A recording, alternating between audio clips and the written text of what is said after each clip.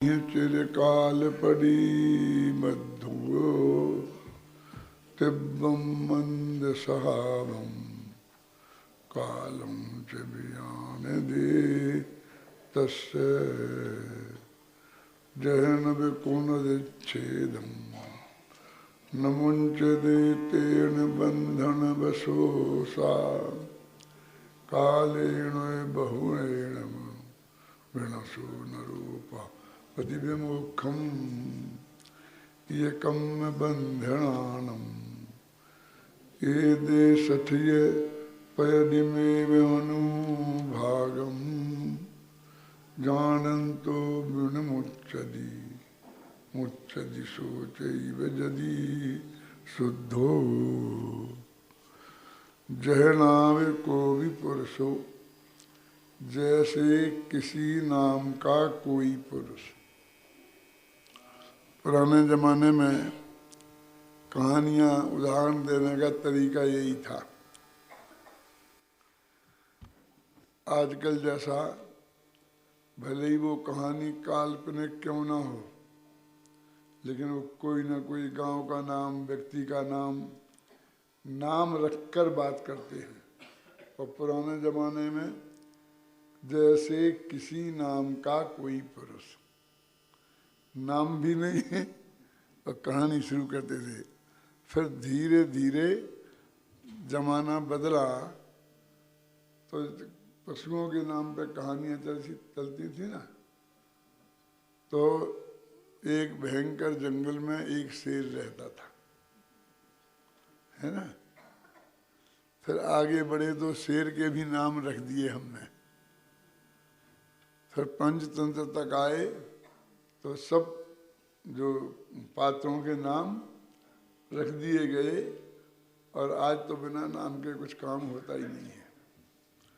अब वो कहते हैं जैसे किसी नाम का कोई पुरुष बंधन यम चिरकाल परिबद्धो, बहुत समय से बंधन में पड़ा हुआ है।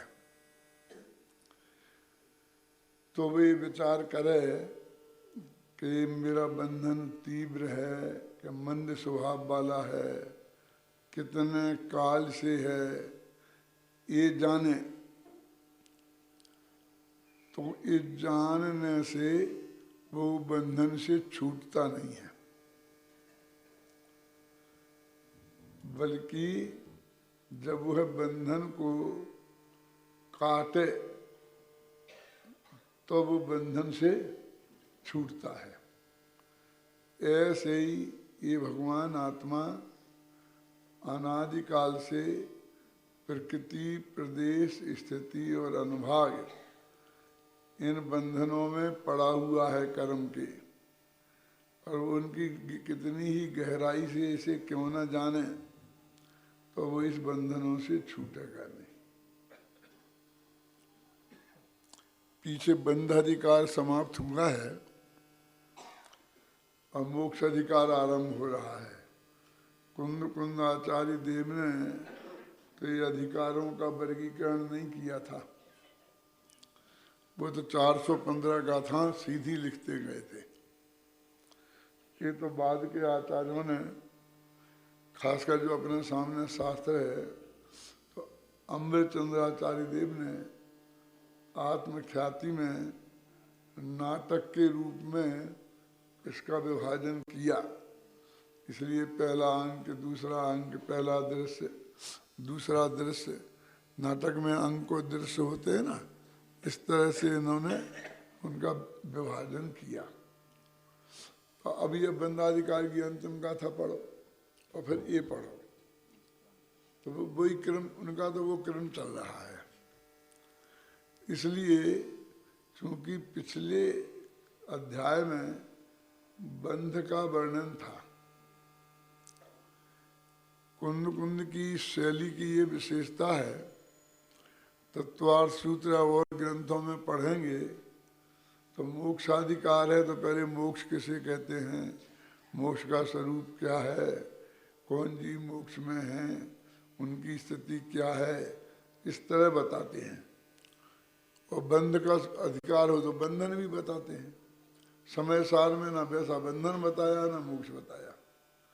वो तो ये कह रहे पूंची बंध अधिकार चल रहा था और बंधाधिकार की तुम बारीकियों में जाओ और उसके बहुत बड़े विशेषज्ञ बन जाओ। कर्म कितने होते हैं? 8 होते हैं। फिर उनके और 148 भेद होते हैं। 148 प्रकृतियाँ होती हैं। फिर उसकी बहुत अवस्थाएं होती हैं। वो बंधता है, उदय में आता है और सत्ता में रहता है। फिर उनके 3 भेद होते हैं, बंध, अबंध, बंध विच्छुत्ति, उदय, अनुदय, उदय विच्छुत्ति, सत्व, असत्व और सत्व विच्छुत्ति, और ऐसा बहुत बड़ा विस्तार है। जो करुणानियों के अभ्यासी है ना, और उसकी बहुत गहराई में जाते हैं, तो वो यहाँ थोड़ा उस पर चोट कर रहे हैं कि भैया ये कर्म बंधे के बारे में कितना तुम चिंतन करो, कितना ही विचार करो, उससे एक कर्म कटने वाला नहीं है। ये बात अवश्य है कि पाप कर्म का बंध नहीं होगा, क्योंकि ये शुभ भाव है, और लेकिन पुण्य कर्म का बंध होगा। ये बंधने का उपाय है, ये बंधन से मुक्त होने का उपाय नहीं है।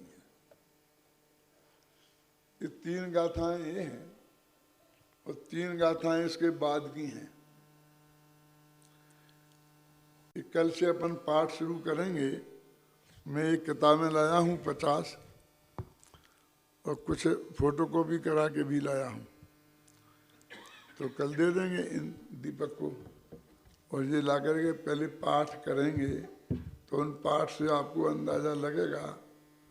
ख्याल में ना, मेरा तो गला ऐसा है नहीं कि मैं ढंग से आपको पढ़ के सुना सकूं, ख्याल में है ना, तो उसके आपको अंदाज़ा लगेगा। जिसमें बहुत स्पष्ट शब्दों में ये लिखा है, मूल गाथाओं में और संस्कृत टीका में भी, कि तुम बंध के बारे में सोचते रहो, खूब चिंतन करो, मनन करो, उसका ज्ञान करो, तो बंध के ज्ञान से बंध कटता नहीं है। पहली गाथा में ये कहा। दूसरी में ये कहा कि उसका कितना काल है। इसका मतलब ये काल शब्द डालना, तो मैंने प्रकृति बंध, प्रदेश बंध और स्थिति बंध, ये कितने काल तक रहेगा जो कर्म बना है, फिर कब उदय में आएगा, कब फल देगा, कब खिल जाएगा, तो इसका तुम स्थिति बंध का विचार करते रहो, कैसा अनुभाग होगा उसका। तो इसके चिंतन से कर्म बंधन से मुक्त नहीं होंगे। आगे की जो 3 गाथाएं हैं उनकी जो टीका है उसमें तो ऐसा लिखा है कि विपाक विचय नामक धर्म ध्यान के चिंतन से अंधी हो गई है बुद्धि जिनकी, हम उन्हें समझाते हैं। ऐसा पढ़ा है संस्कृत में, देखो निकाल के बताऊंगा।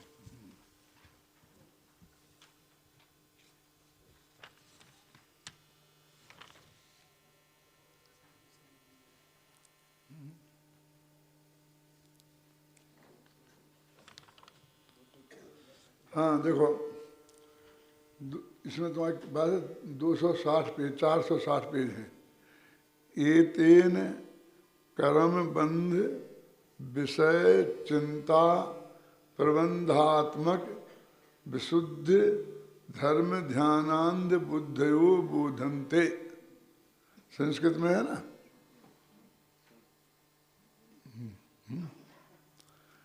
एतेन, मेरा संस्कृत की 2.5 लेने की तो टीका है, 291 गाथा की टीका के अंतिम पंक्ति, 2.5 लाइन की टीका है बस।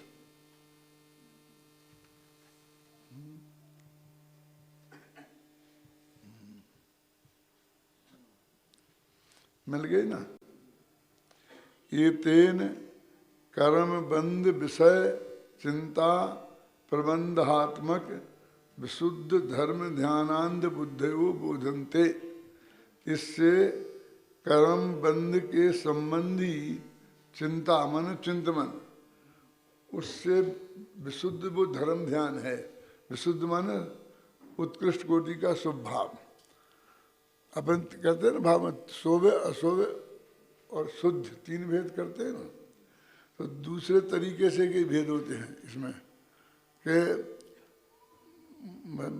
पाप वो आता है ना, और फिर विशुद्ध, हाँ संकलेश, विशुद्ध और शुद्ध, दोनों में शुद्ध तो कॉमन है,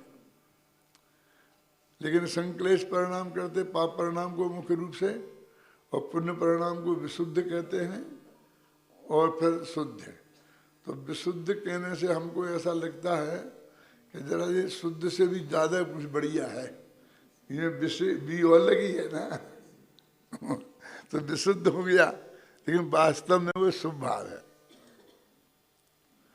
तो कहते हैं ये धर्म ध्यान का एक भेद है। धर्म ध्यान के 4 भेद होते हैं, नाम सुने? कौन कौन होते हैं? आज्ञा विचय, उपाय विचय, विपाक विचय और संस्थान विचय। तो आज्ञा विचय क्या है ये? खासकर चरणान योग में जो जिनेंद्र भगवान ने ये बताया है कि जीव कहाँ कहाँ रहते हैं और कितने कितने सूक्ष्म जीव होते हैं, तो उन जीवों का ज्ञान इसलिए कराया कि तुम उनके साथ जीवों जैसा व्यवहार करो, पुद्गल जैसा अजीब जैसा व्यवहार नहीं करो। तो अब ये आलू में अनंत जीव हैं, हम तो बहुत देखा, हमें तो दिखते नहीं है। कहते हैं नहीं कहते? हम तो बहुत देखे, हमें तो नहीं दिखते हैं। तो वो कहते हैं भगवान की आज्ञा है, इसका नाम है आज्ञा विचय। हम आलू खा रहे हैं ना, तो एक पाप तो वो कर रहे हैं, घबराना नहीं। मैं कोई आपको आलू छिलवाने नहीं आया हूँ और उसकी चर्चा भी नहीं करूँगा, और छोड़ दो तो बहुत अच्छी बात है। मैं तो ये बता रहा हूँ कि उसमें हम 2 पाप करते हैं जगदीश भाई। एक तो वो आलू के अनंत जीवों को घात होता है, वो अलग, और जिनेंद्र भगवान की आज्ञा का विरोध कर रहे हैं, वो अलग। क्या मतलब? यदि वो आलू के जीव थोड़े बड़े बड़े हो जाएं और वे चलते फिरते तुम्हें दिखाई दें, तो फिर तुम खा सकते हो। एक कीड़े को इस पर चल रहा हो किताब पर, और मैं आपसे कहूँ कि इसे उठा के आप खा लो, तो क्या कहोगे? पर क्या बकते हो? नहीं खा सकते। इसका मतलब ये हो गया कि आपके हृदय में करुणा तो बहुत है।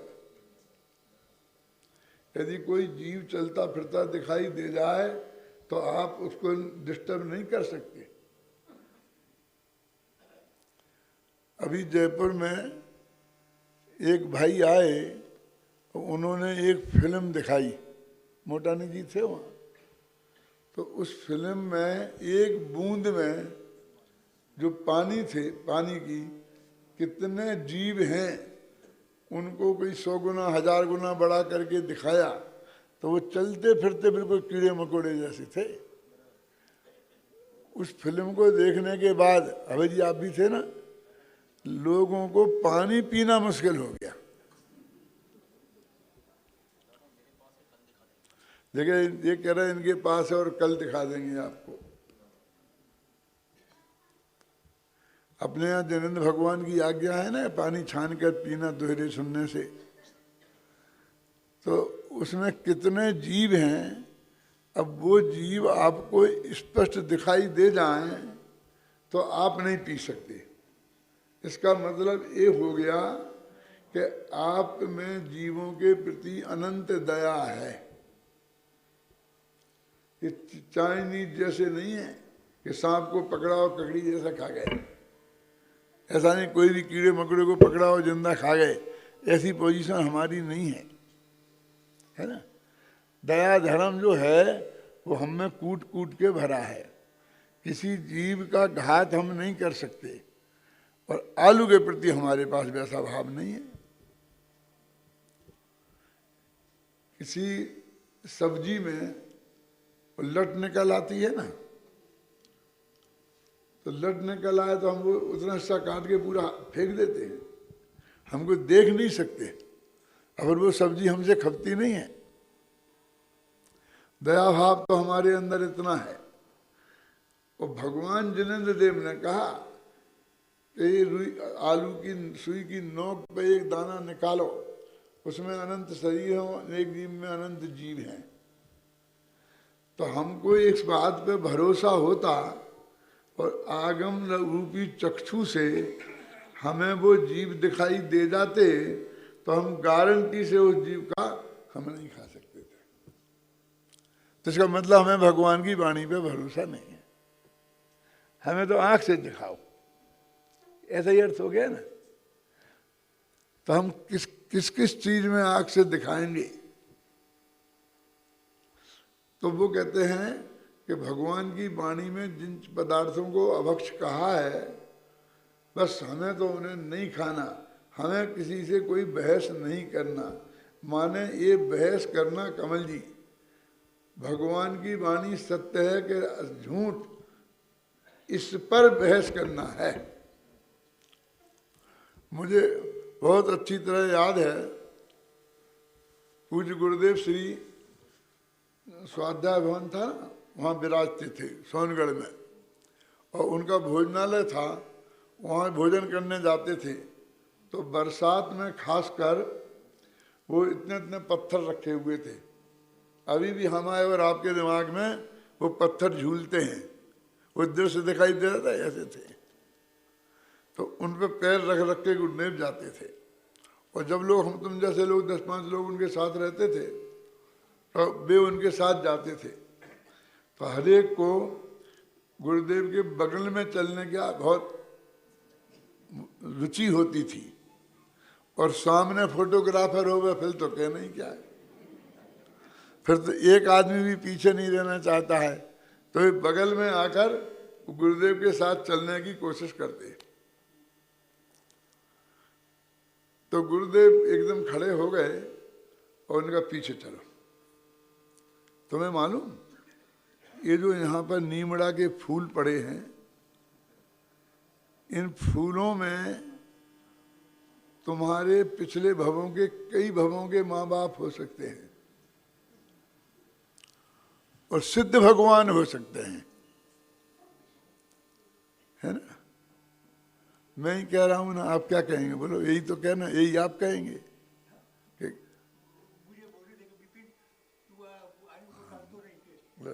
ये भाग्यशाली उसमें ये विपिन भाई है, इनके साथ वो घटना घटी थी क्या? समझे ना, घटना तो मैं सुना ही रहा हूं, वो ये साक्षी हैं। तो उन्होंने कहा पीछे चलो, इसमें अनंत जीव पड़े हैं, और उन्होंने उसको और सेंसिटिव बनाने के लिए तुम्हारे पिछले भवों के माँ बाप भी इनमें हो सकते हैं। तो तुम माँ बाप के पैर ऊपर पैर रख के जा रहे हो, और उसको और अधिक सेंसिटिव बनाने के लिए कि कदाचित तुम्हारे माँ बाप ना भी हों, लेकिन उसमें निगोदिया में भविष्य के सिद्ध भगवान तो हैं ही गारंटी से ना, अनंत सिद्ध इनमें है। तो वहां चलने वाले किसी के मुंह से निकल गया, कौन है जाने क्या है? ये बात है, कौन है देखे समझ लो, हाँ, कौन जोयू, ये बात किसने कही होगी? विचार करो। आप बता सकते हैं? नाम नहीं बता सकते हैं तो कोई चिंता की बात नहीं है, इतना तो बता ही सकते हैं कि किसी गुजराती ने कहा होगा। हिंदी वाला होता तो कहता किसने देखे, कौन है जोयो नहीं कहता।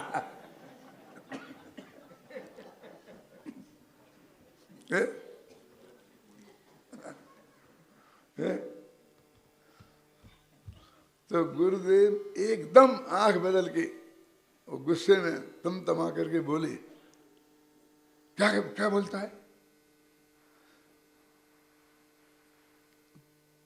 ये केवली भगवान का अपमान है, क्योंकि हमने थोड़ी देखे हैं, तो केवली भगवान ने देखे हैं। तो तुम ऐसा प्रश्न करता है तो तुम केवली पे शंका कर रहा है, वो जिनवाणी पे शंका कर रहा है, उनकी वाणी पे। और हमारे गुरुओं ने हमें बताया, उसमें तीनों आ गए देवशास्त्र गुरु, क्योंकि जिस किताब में ये लिखा है वो हमारे गुरु थे, माने आचार्य उपाध्याय और साधु में से कोई थे। और जिनने ये बात कही थी समोसन में बैठकर वे देव थे, और जिनमें लिखा है उनका नाम है शास्त्र। तो तीनों में हमारी अश्रद्धा हुई, तो ये वो जीवों की मृत्यु से ज्यादा भयंकर पाप है। वो एक इंद्रिय जीव मर गया एक, उसकी वजह से हम अनादिकाल से नरक निगोद में नहीं है। लेकिन ये देवशास्त्र गुरु पर अश्रद्धा रूप मिथ्यात्व, उस मिथ्यात्व के कारण हम अनादिकाल से इस संसार में हैं। बोलो बड़ा पाप कौन है? कौन है जो? समझे ना? और अब ये हमारी समझ में ही नहीं आता है कि इसमें हमने कौन सा पाप कर लिया और गुरुदेव हम पे नाराज हो रहे। यदि इतना खोल के नहीं बताया जाए तो ये समझ में ही नहीं आता हमारी भाई क्या गलती हो गई हमसे, कि हमको बगल में आ गए, हमें पीछे खड़ा रहना चाहिए था। क्यों? कि कैमरे में फोटो हमारा आ जाए इसलिए आ गए। अरे ये नहीं, तूने उस जिनवाणी पर श्रद्धा की, केवली भगवान की वाणी पर अश्रद्धा की, अपने गुरुओं की वाणी पर अश्रद्धा की।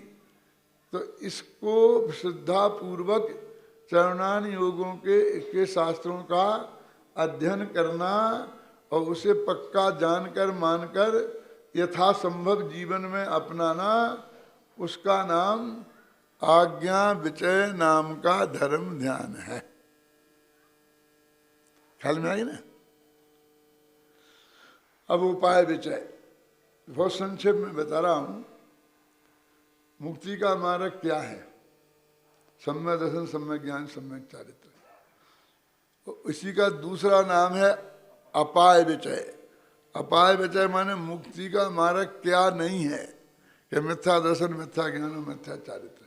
तो इनके बारे में विशेष चिंतन करना, विचार करना, उसका नाम है उपाय विचय या अपाय विचय नामक धर्म ध्यान।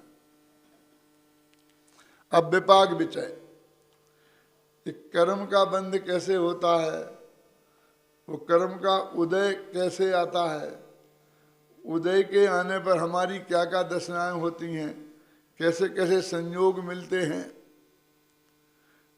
है ना? ये विपाक विचय, कर्म का विपाक कैसे क्या होता है, उसके बारे में डिटेल स्टडी करना, विचार करना, चिंतन करना, उसका नाम है विपाक विचय नामक धर्म ध्यान। अब चौथा कौन सा है? संस्थान विचय नामक धर्म ध्यान। तो ये तीन लोग का कैसा संस्थान माने आकार है? तो कहते पुरुषाकार है ना, कमर पे हाथ रखे हुए।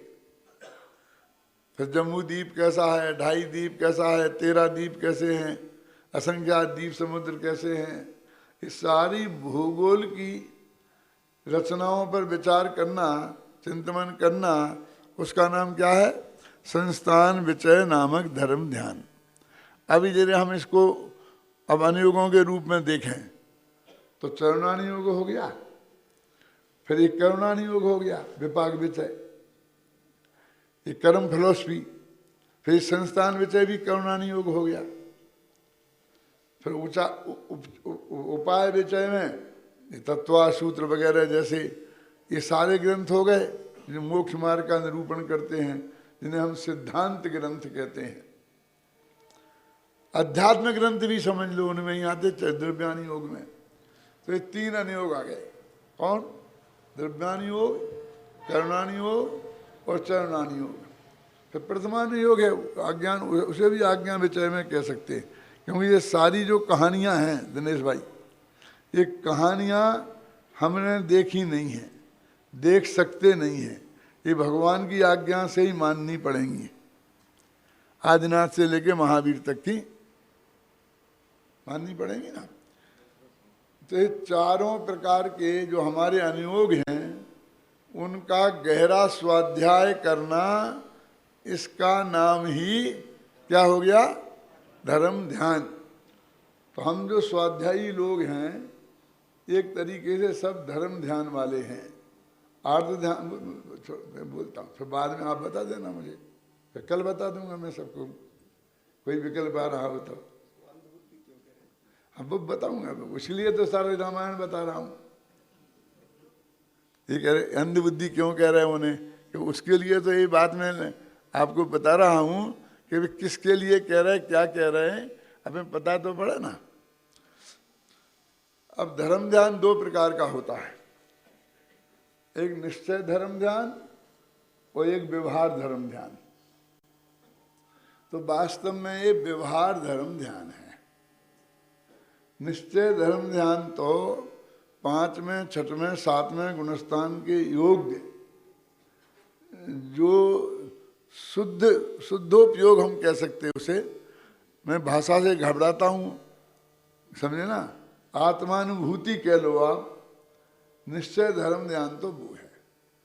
अब निश्चय धर्म ध्यान में और शुक्ल ध्यान में क्या अंतर है कि वो 7वें गुणस्थान में श्रेणी चढ़ने के योग्य इतनी अंदर की जो शुद्धता विशुद्धि बढ़ गई, वो बढ़ गया क्या नाम शुद्धोपयोग, तो उसको हम शुक्ल ध्यान शुरू कर देते हैं ना, जहाँ से शुरू होता है ना, 8वें से शुरू होता है, कहाँ से होता है शुक्ल ध्यान।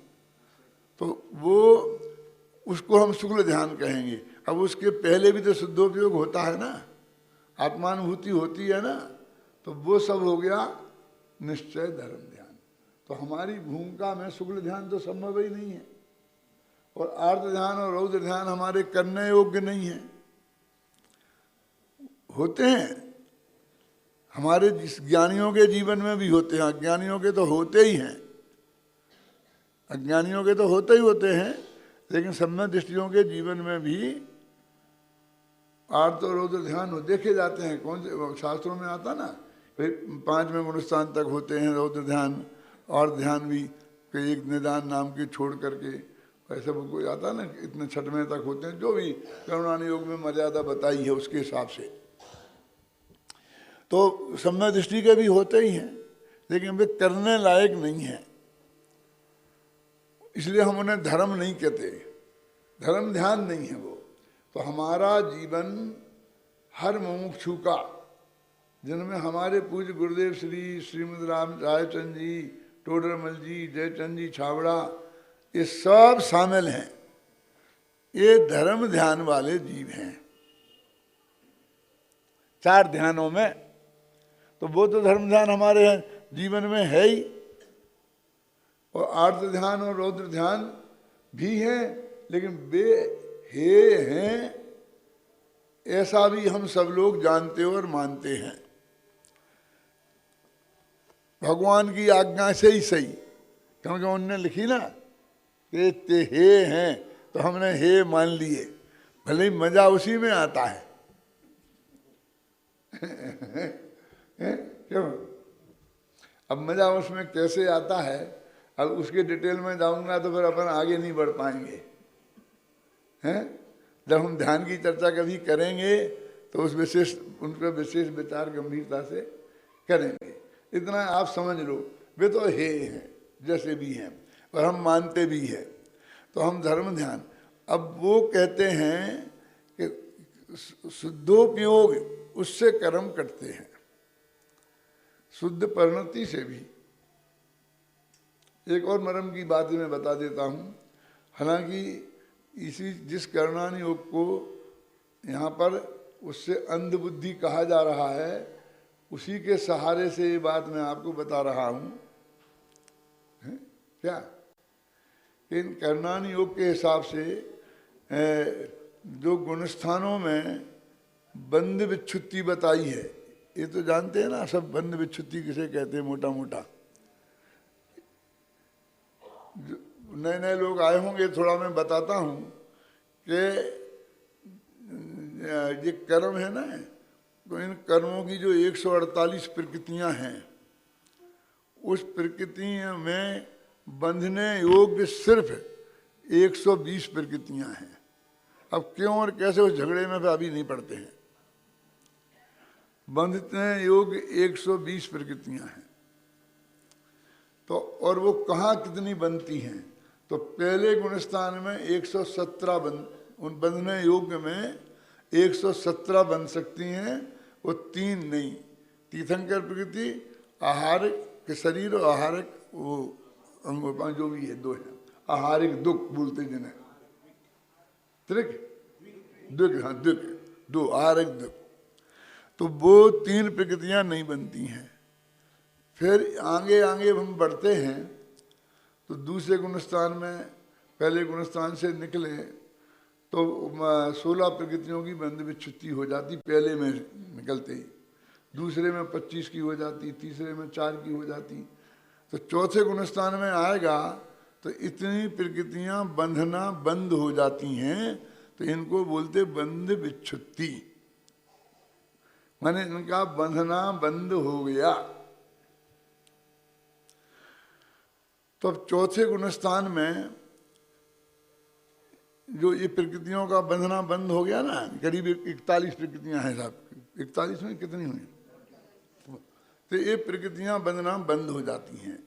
तो इतनी प्रकृतियां बंधना बंद हो गई तो वो चौथे गुणस्थान वाला सामायिक कर रहा हो तब भी इतनी प्रकृतियां नहीं बंधेंगी, प्रवचन कर रहा हो तब भी इतनी प्रकृतियां नहीं बंधेंगी, और भोजन कर रहा हो, लड़ रहा हो, युद्ध के मैदान में हथियार चला रहा हो, पंचेंद्रिय सैनी मनुष्यों की हत्या कर रहा हो, है ना शास्त्र में उदाहरण राम जैसे आदि लोगों का,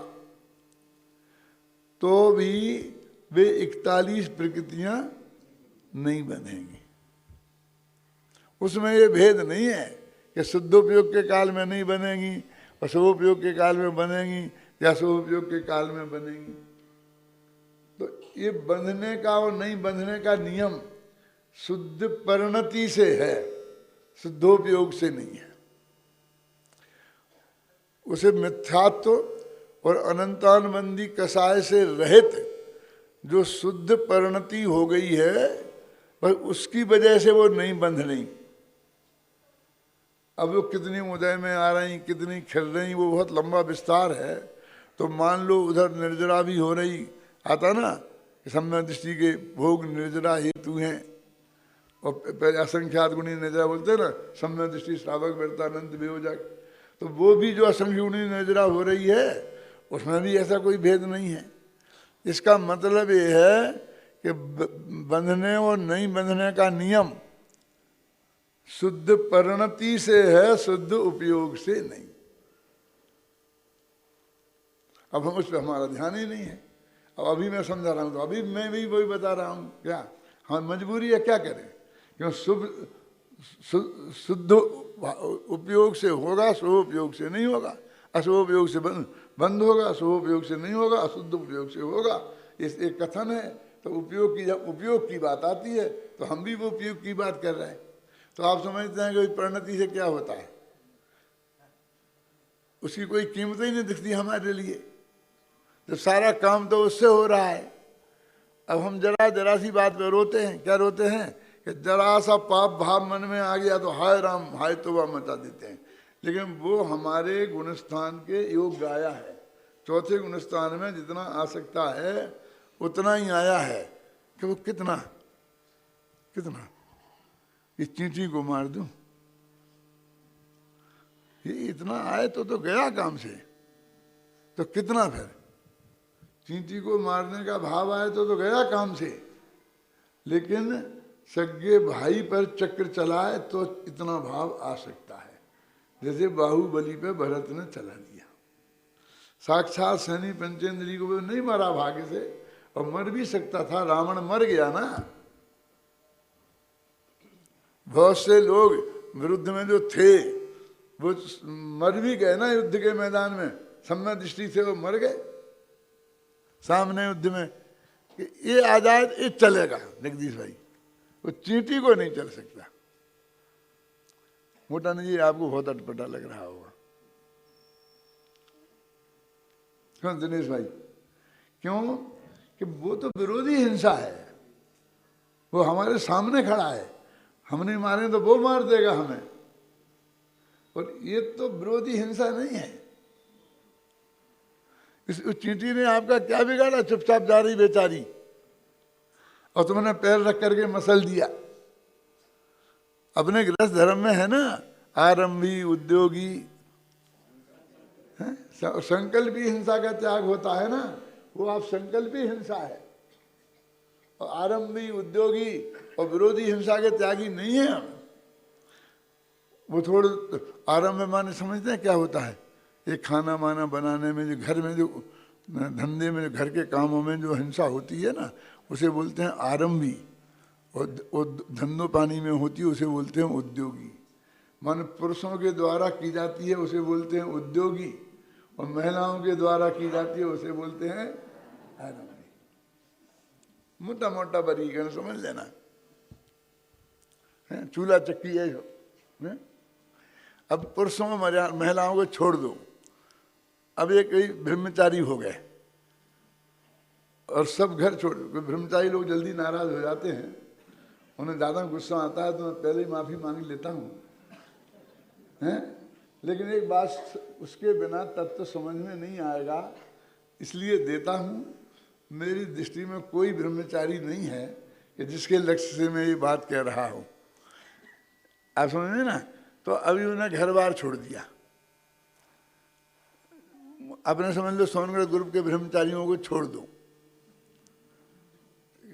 क्यों छोड़ दो बताऊंगा अभी, समझे ना?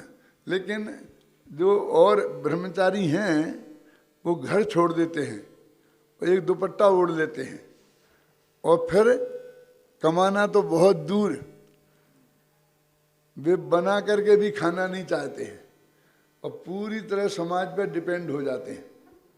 और कहीं समाज उनकी व्यवस्था नहीं कर पाए तो फिर देखो कितने आग बबूला होते हैं। समाज उनकी व्यवस्था करती है, इसमें समाज की जितनी प्रशंसा की जाए उतनी कम है। मैं वो कोई उसको बुरा काम नहीं समझता हूँ, समझ गए ना? लेकिन वो ब्रह्मचारी अपने शास्त्रों में ये है कि आरंभ त्याग प्रतिमा जब तक नहीं है तब तक वो दूसरों के कंधे पर अपना रोजीना के भोजन का बोझ नहीं डाल सकता। उसे बना कर भी खाना चाहिए और कमा करके भी खाना चाहिए। ये शास्त्र का नियम है। जब वो आरंभ त्याग प्रतिमा में, परिग्रह त्याग प्रतिमा में आता है, तब जाकर के इन चीजों पर थोड़ा प्रतिबंध लगता है। अब वो ना पहली प्रतिमा है, ना दूसरी है, ना तीसरी है, और सातवीं प्रतिमा ब्रह्मचर्य है ना, उसका तो नाम ही नहीं है।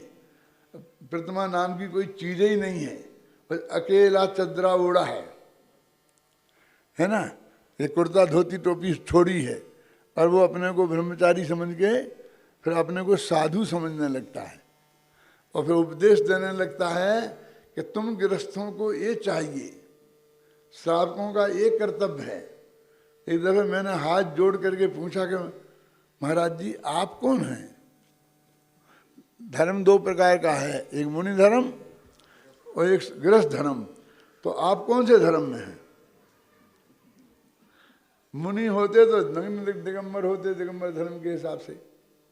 अब वो तो आप हैं नहीं। तो गृहस्थों को चाहिए, माने आपको बना के खाना चाहिए और कमा के खाना चाहिए, और आपकी व्यवस्था इन्हें करना चाहिए। तुम गृहस्थों को माने हम साधु हैं, तो उनके साथ बैठ गए। तो मैंने लिखा धर्म के दर्शन किताब में, आज से 30-40 वर्ष पहले गुरुदेव की उपस्थिति में ये लिखा है कि साधुओं को जंगल में रहना चाहिए, वनवासी होना चाहिए, और गृहस्थों को गृहवासी होना चाहिए। अब दोनों वनवासी ना वन में रहते हैं न गृहवासी घर में रहते हैं, दोनों एक साथ धर्मशाला वासी हो गए हैं, हैं? क्या? और महावृत्तियों का बोझा अनुवृत्तियों को उठाना चाहिए, समझ में आई ना? क्योंकि अनुवृत्तियों का भोजन और महावृत्तियों का भोजन एक साथ शुद्ध होता है, तभी उनका उद्दिष्ट त्याग निभेगा। क्योंकि वे अपने लिए भी बनाएंगे तो वैसा ही का वैसा भगवान महाराज मुनिराज को खिला सकते हैं, हैं? तो अनुवृत्तियों को, महावृत्तियों का भोजन अनुवृत्तियों को व्यवस्था करना चाहिए था। अब वे दोनों आहार देने वाले नहीं लेने वाले हो गए हैं, तो फिर कौन करे उनको की व्यवस्था? बोलो कि फिर समय चौथे गुणस्थान वाले करें। अब धीरे धीरे चौथे वाले गुणस्थान वाले भी खिसक के उधर ही बैठ गए। क्यों? किसी को समय दर्शन हो जाए तो वो भी उसी टोन में आ जाता है। हो जाए माने होने का भ्रम हो जाए,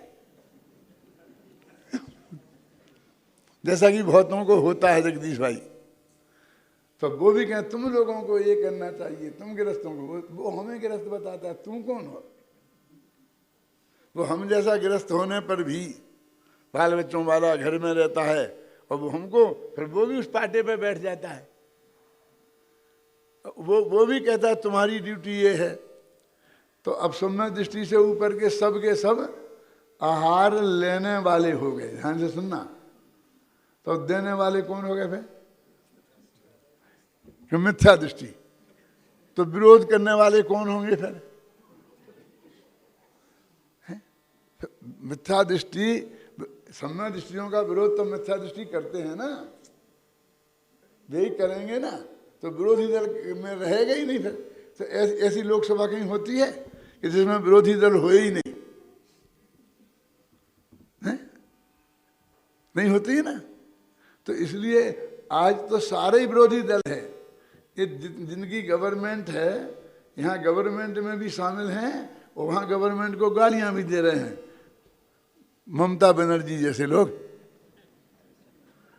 यदि गवर्नमेंट ने कोई पाप किया है तो सारे पापों में तुम शामिल हो, कैबिनेट में हो, कैबिनेट में पास हो के गए ना वो सब बिल, क्यों भाई साहब?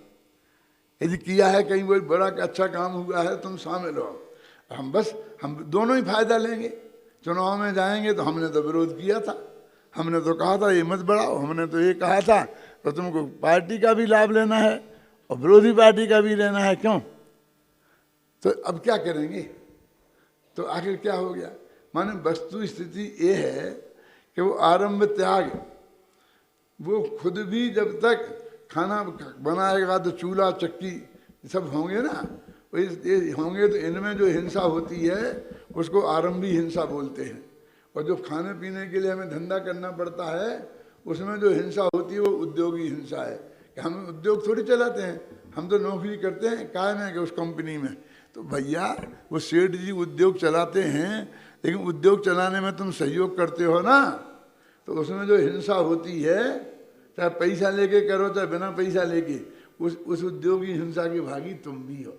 ये तुम ये मत समझना कि अकेले उद्योगपति हैं बड़े बड़े 2 4 5 टाटा बिरला और अब अंबानी और हो गए समझ आपके, तो ये उद्योगी हैं और इनको उद्योगी हिंसा होती होगी, ऐसा नहीं है।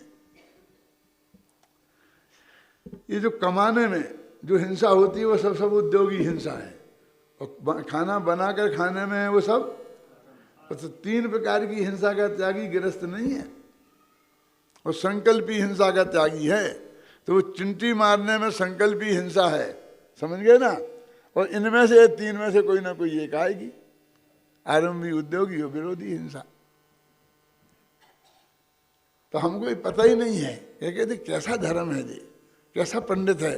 चिंटी के मारने में तो कहता है कि तुम्हारे लिए बिल्कुल महापापी हो गए, और इसमें युद्ध के मैदान में सामने शत्रुओं को मार रहा तो कुछ नहीं कहते हो। तो यदि आप स्वरूप समझें उसका तो आपको ख्याल में बात आएगी, और नहीं आते ही समझ में तो भगवान की वाणी है, इससे भी आपका काम चल जाएगा। वो आज्ञा विचय नाम का धर्म ध्यान होगा। अब तो चारों ही प्रकार का जो धर्म ध्यान है उसके बारे में जिसकी बुद्धि अंध है, मन इसमें ही वे कह रहे लगे हुए हैं और इससे ही हमारा आत्मकल्याण हो जाएगा, वे अंध बुद्धि वाले हैं। लेकिन यहाँ पर विशेष कर करुणान योग के अभ्यास करने वालों को लिखा है, क्यों घबराना नहीं।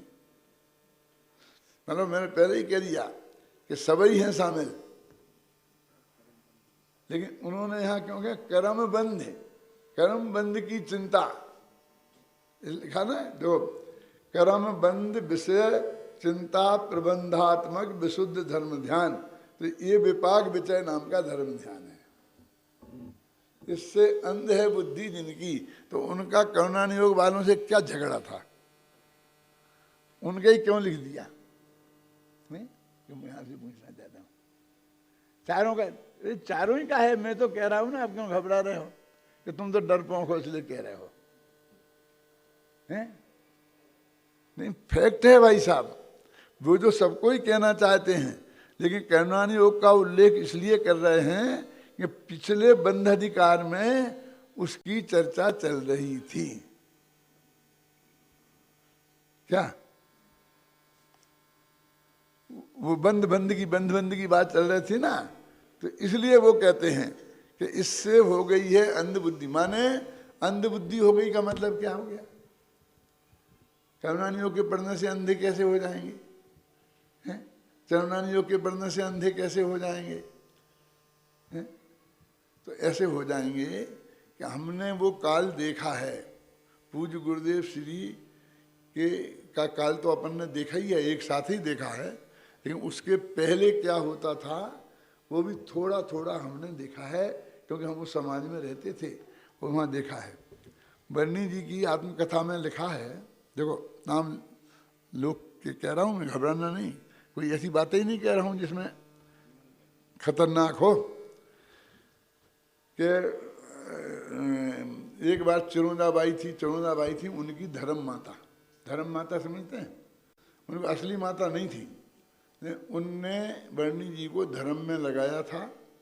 बर्नी जी तो अजैन थे, और फिर उनको पढ़ने लिखने की सारी व्यवस्था की थी, धर्म पढ़ने की सारे बहुत सहयोग किया था, तो उनने माँ बेटे जैसा व्यवहार हो गया था। तो उन्होंने कहा माता जी क्या कर रही हैं? तो उन्होंने कहा मैं चरुणान योग का स्वाध्याय कर रही हूँ। क्या कर रहे हैं? क्या कर रही थी वे गेहूं साफ कर रही थी।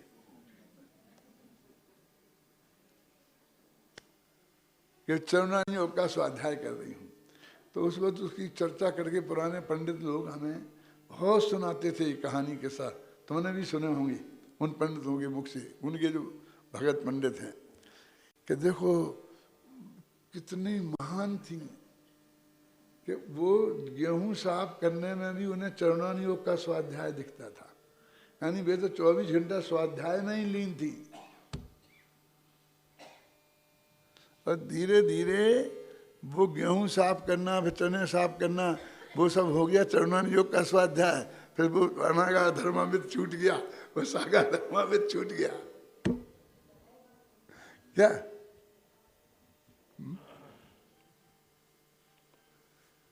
मतलब ये कहना चाहता हूं कि वो ऐसा चरुणान योग कर्णान योग का स्वाध्याय, कि वो जो कर्म की चर्चा फिलॉसफी कर रहे हैं, जो अपने यूनिवर्सिटियों में होते हैं ना विशेषज्ञ प्रोफेसर, तो इकोनॉमिक्स का होता है वो इकोनॉमिक्स पढ़ाता है, कॉमर्स का होता है वो कॉमर्स पढ़ाता है, हिंदी का होता है प्रोफेसर तो हिंदी पढ़ाता है, संस्कृत वाला संस्कृत पढ़ाता है, इंग्लिश वाला इंग्लिश, वो एक एक बात के विशेषज्ञ होते हैं और बाकी सब बातों में कॉमन होते हैं। तो ऐसे ही कोई करुणान योग का विशेषज्ञ है, कोई चरुणान योग का है, कोई धर्म है, तो वो कोई बुरी बात नहीं है, क्योंकि हमारे पहले आचार्य चारों अनुयोगों के विशेषज्ञ हुआ करते थे, द्वादशांग के पाठी थे ना। फिर नहीं रहे ऐसी सामर्थ्य किसी की कि वे चारों के हो जाएं, तो कोई हमने एक एक अनुयोग के विशेषज्ञ होके आचार्यों ने उनको अनुयोगों को तो बचा के रखा। समझना मैं क्या कह रहा हूँ? तो वे हमारे प्रति बहुत अनंत उपकारी हैं, लेकिन वो ये कह रहे कि इससे ही हमारा कल्याण हो जाएगा, अब हम एक करके ही वे संतुष्ट हैं, और उन्हें हमें आत्मा का अनुभव करना बहुत जरूरी है, शुद्धोपयोग में जाना बहुत जरूरी है। ये बात जिनके ध्यान में से निकल गई उनको कह रहे कि ये अंधबुद्धि वाले हैं, समझ गए ना।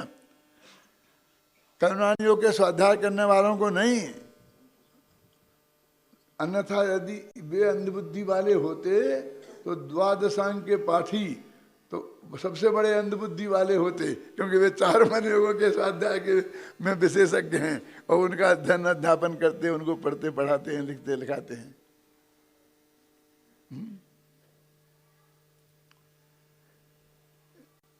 ये मुझे कभी कभी भगवान जी विचार आता है कि कुंद के समय में और अमृतचंद्र के समय में और जयसेन के समय में, जयसेन तो इससे भी आगे कड़क है, जयसेन आचार्य जी ने जो लिखा है मैं सुन के पढ़ के सुनाऊंगा कल, इसमें है सब, मैं बताऊंगा आपको, आपके हाथ में भी किताब होगी कि वो कितना कड़क लिखते हैं। इससे इनके जमाने में भी ऐसे लोग होंगे। कैसे लोग होंगे? जैसे गुरुदेव श्री के जमाने के पहले थे। हमने देखा है कि करुणानि योग का जो विशेषज्ञ थे, समाज उनको ही विद्वान मानती थी। हमारे गुरुजी थे ना, जो हमें पढ़ाते थे, पंडित नंदनलाल जी सिद्धांत शास्त्री, तो वो कहते थे हमसे कि नोकदार टोपी लगाने से काम नहीं चलेगा, विद्वान बनने पड़ेगा, विद्वान। एक करुणानि योग का, घूमर सार का बहुत बढ़िया ज्ञान करना पड़ेगा बेटा, तब समाज तुम्हें पंडित मानेगी। ये साल में 4-5 दफे हमको ये बता देते थे। जब जब हमारी टोपी धुल के साफ होती थी, नोकदार होती थी, तब एक उस वक्त क्वालिटी नहीं, डिसक्वालिटी मानी जाती थी। पंडित लोग टोपी तो लगाते थे, लेकिन टोपी को ऐसी घड़ी करके जेब में रख लेते थे और फिर ऐसी गुड़मुड़ी निकाल के और ऐसी लगाते थे। इसमें 25 गुणी होती थी, हम आप पहनाते थे। तो ऐसे जब अपन, हमारे पास भी लोहा मोहा तो नहीं था, टोपी को बनू करके लोटे में अग्नि डालकर, लोटा समझते पानी, उसमें थोड़ी अग्नि डालकर और उससे फेल लिया करते थे, हैं। तो वो उतनी नोक वाली टोपी भी हमारे गुरुजी को बर्दाश्त नहीं होती थी, हैं। ये बोलते थे टिप टॉप रहते हो, ये टिप टॉप रहना मानते थे। इसलिए तो कांजी स्वामी को बहुत इस बात की भी बहुत आलोचना होती थी। हेमचंद जी आप जानते होंगे, एकदम सफ़ेद झक दुपट्टा। हमारे यहाँ के ब्रह्मचारियों का तो बिल्कुल मेला कुचैला ऐसा कि जैसे ज़िंदगी में धुलाई नहीं हो, बस एक दफ़े जो पहना तो पहना, साबुन लगाने में तो पाप है तो बस बिना ही वैसे ही धो के निकलती है। मंदिरों की धोतियाँ भी ऐसी होती थी, है ना, एक दफ़े धुली में बाद में फिर वही पानी में डुबो के निकालते रहते थे, बिल्कुल मैली कुचैली गंदी। तो उनको ही मानते थे कि ये बैरागियों की ड्रेस है, ये समझे ना। और अपने सोनगढ़ के ब्रह्मचारी झकाझक, गुरुदेव झकाझक रहते थे ना तो एकदम, तो वो उसकी बात की आलोचना करते थे। सुधा सागर ने जयपुर में भी भरी सभाओं में बोला कि वो पंडित हुकुमचंद ऐसा आराम वाले, नोकदार टोपी वाले, और उनकी जो प्रवचन करने के लिए कुर्सी पे बैठ के करते हैं, और वो कुर्सी अमेरिका से आई है, अमेरिका से, भरी सभा में। इनने कब देखी? ये सत्य महाव्रत है कि मेरी एक कुर्सी अमेरिका से आई है आप जिस पे बैठो वही अमेरिका की हो जाए बड़ी सभा में बोला था, 10,000 लोगों के बीच में लोग मेरी कुर्सी देखने आए, 10-20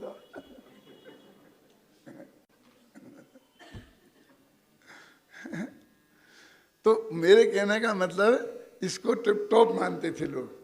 तो करुणानि योग के विद्वानों को इनती गिनती के थे, रतनचंद मुख्तियार और ऐसे थे 2-4-10 लोग। ये बहुत बड़े, बस मतलब सबसे बड़े विद्वान, सबसे बड़े मोक्ष मार्गी, सबसे बड़े प्रमाणिक वक्ता, और वही छाए रहते थे, समझे ना। तो वो ऐसे लोग, और ऐसे अमृतचंद के समय में भी रहे होंगे, रहे थे, होंगे नहीं। सुनो पूरी बात सुनो मेरी, मुझे बोल लेने दो। कुंद के समय में भी रहे होंगे। घबराना नहीं है। देखो बहुत तत्व समझना हो तो कुंद कुंद के समय साल लिखने के पहले ही 15, 25, 50 वर्ष पहले सचखंडागम लिखा गया था और उसी का पठन पाठन का जोर था। समझे? गुजरात की गुफाओं में बैठे धरसेन ने दक्षिण भारत से मुनि वो करुणानि योग पढ़ने के लिए बुलाया था। तो उसको तो पढ़ करके जब उनने लिखा होगा और जब उनकी पूजा हुई होगी, जो सुर्त पंचमी मनाई जाती है ना, तो वो वातावरण बना होगा। उस वक्त ऐसे लोग हो गए हों कि जो उसको जानते होंगे वो मैं चौड़ा और बाजार सकड़ा। तो कुंद कुंद के ज़माने में ऐसे लोग हो गए होंगे, तो उन्हें देख करके उन्होंने उनको समझाने का विकल्प आया, इसलिए खास कर उन्होंने करुणानि योग पर ध्यान दिया। ख्याल में आई ना? और उन्हें लिखना पड़ा कि क्या लिखा है, अंधी बुद्धि कैसे हो गई, कर्म विशुद्ध धर्म ध्यान से अंधी बुद्धि जिसकी हो गई। समझ गए आप? अब फिर अमृतंत्र के पास आए तो उसके पहले वीरसेन स्वामी हुए थे। वो वैसे ही भूतबरी धरसेन जैसे ही दिग्गज जिन्होंने जय धवल महाधवल हैं और वो क्या नाम जय धवला महाधवला धवला लिखे थे, और उस वक्त भी खूब उनका प्रताप चल रहा था सब जगह हैं। तो उस वक्त भी लोग ऐसे ही हो गए होंगे कि मैं चौड़ा और बाजार सुकड़ा। तो उनको फिर ये टीका की पंक्ति लिखनी पड़ी। अब मेरा मतलब समझ गया ना? देखो वीरसेन स्वामी और भूतबली पुष्पदंत, मैं उनका उतना ही बड़ा भगत हूँ जितना बड़ा भगत कुंद कुंद और अमृतचंद का हूँ। मेरी दृष्टि में रंच मात्र भी उनका स्थान कम नहीं है। मतलब गलत नहीं समझना क्या कि मैं वीरसेन स्वामी को और मैं भूतबली पुष्पदंत को, धरसेन स्वामी को कोई 2 नंबर का मुनिराज मानता हूँ, आचार्य मानता हूँ। बिल्कुल वे प्रथम श्रुत स्कंद के हैं और वे प्रथम श्रुत स्कंद के ही हैं, और कुंद कुंद द्वितीय श्रुत स्कंद के हैं, आचार्य है ना। लेकिन ये उस समय समाज में चलती हुई प्रवृत्ति की मैं बात कर रहा हूँ। क्या मेरा यदि आपको समझना है तो बहुत पवित्र हृदय से बात सुननी और समझनी पड़ेगी, और लड़ना है तो मैं बंद कर सकता हूँ। यहाँ तो कोई नहीं लड़ेगा मेरे से, लेकिन सारे देश में लोग लड़ सकते हैं इस बात पे। लेकिन मैं ये कह रहा हूँ अकेले करुणानि योग के बारे में नहीं समझना। मैं तो कहता हूँ चारों ही अनुयोग के बारे में पढ़कर और ऐसा समझने लग गए हों कि मैं चौड़ा और बाजार सकड़ा, तो वे बहुत धोखे में हैं। और मैं कई दफ़े ये कहता हूँ कि पहले एक दूसरे तरह का क्रियाकांड प्रचलित था। वो करुणानि योग का स्वाध्याय करने वाला और चरुणानि योग का आचरण करके अपने को सबसे बड़ा धर्मात्मा मानने वाला और सारे जगत को तुच्छ समझने वाला, ऐसे लोगों का, क्या समझे अनिल, है ना? वो क्रियाकांड था जिसके लिए कुंद कुंद ने लिखा, क्रियाकांड सो नाम ले यह आत्म अभिराम, और ज्ञान कांड से सुलभ है सहज आत्मा राम। तो फिर हमने, माने हम जैसे लोगों ने, वो अमरचंद के ज़माने के भी हो सकते हैं, वो कुंद कुंद के ज़माने के भी हो सकते हैं, एक नया क्रियाकांड विकसित कर लिया, और उसका क्या नाम है? स्वाध्याय नाम का। सुबह से लेके 5 बजे से उठ के रात के 10 बजे तक हम तो 6-6 घंटे का स्वाध्याय करते हैं, 8-8 घंटे का स्वाध्याय करते हैं। गुरुदेव ने फरमाया था ना, 2-4 कला स्वाध्याय जो ये, और वो डॉक्टर चंदू भाई की प्रशंसा इसलिए करते थे क्योंकि वो 4 कला गुरु जी ने स्वाध्याय करता है। हमने भी वो जो अधिक किन्हीं ग्रंथों का सही और स्वाध्याय कर लिया, बस, और कुछ नहीं है, समझे ना? और जीरो है। कौन क्या काय के में जीरो है? वो आत्मानुभूति शुद्धोपयोग। तो क्या फर्क पड़ा मुझे बताओ आप, हैं? वही हुआ ना, उन्होंने वो पूजा पाठ का, वो करुणानि योग पढ़ने का, उनने उसका मतलब समझ लो कुछ करुणानि, कुछ क्रियाकांड पालने का, धोती दुपट्टा ओढ़ने का, क्रियाकांड चलाया था और हमने ये स्वाध्याय नाम का क्रियाकांड चला दिया और फिर हम चौड़े और सकड़े हो गए। फिर वो आत्मानुभूति की महिमा हमारे चित्त से हट गई, शुद्धोपयोग का स्वरूप हमारे सिद्ध के हट गया, शुद्ध परिणति क्या है वो हम नहीं समझे, तो हमारी भी वही हालत है। मेरे कहने का अर्थ ये है, इन्होंने जो लिखा ये तेन माने धर्म ध्यान, वो तो विशेषण जाने लो, कर्मबंध विषयक, तुम तो धर्म ध्यान से अंधी हो गई है बुद्धि जिनकी, ठीक है ना। विशुद्ध धर्म ध्यान से माने विशुद्ध परिणाम वाला, माने शुभ भाव वाला जो धर्म ध्यान है, और उससे होने से अपने को धर्मात्मा मान लगे हैं, उन लोगों को यहाँ समझाते हैं। उन लिखा ना बोध्यन्ते, माने उनको हम समझाते हैं जिनकी विशुद्ध धर्म ध्यान से अंधी हो गई है बुद्धि।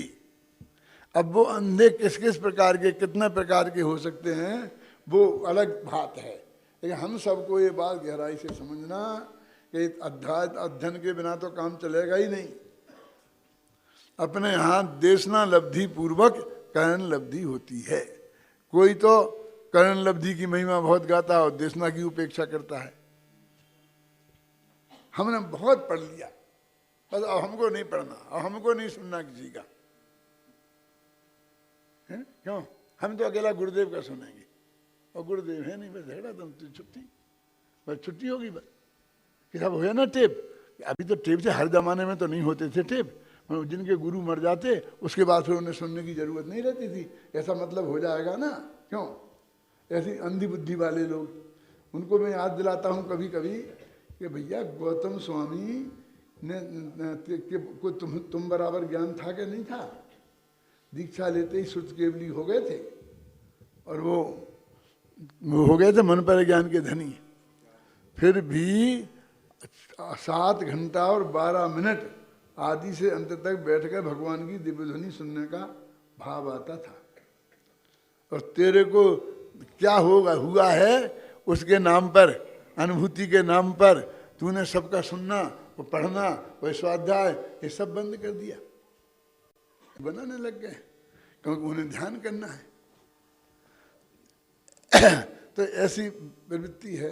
अपना 1 घंटे से ज़्यादा हो गया है, बाकी अपना अभी 4 दिन है अपने पास, तो कल बात करेंगे।